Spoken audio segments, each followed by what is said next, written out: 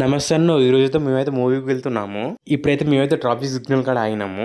అదేమో red light పడుతుంది, numbers ఏం పడతలేదు. కొందరు వాటిని వెళ్ళిపోతున్నారు.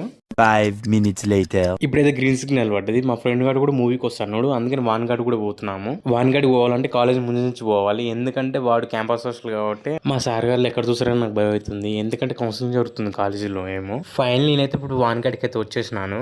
ఇప్పుడైతే మేమైతే ముగ్గురం వెళ్తున్నాము. ఇప్పుడైతే మా ఫ్రెండ్ గాని మాస్క్ కొనుక్కరామని పంపించినాను వాడిని.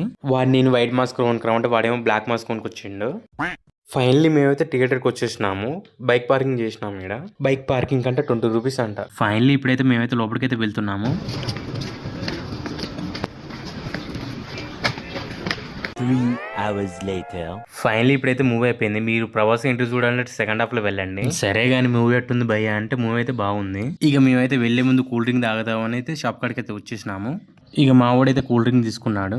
కూల్ డ్రింక్ తాగకుండా చిల్ అయినాము. ఇక ఫైనల్లీ ఇప్పుడైతే మా వాడిని హాస్టల్కి అయితే వచ్చేసినాము.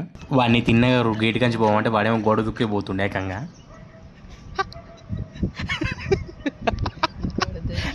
खत्म bye bye tata goodbye गया।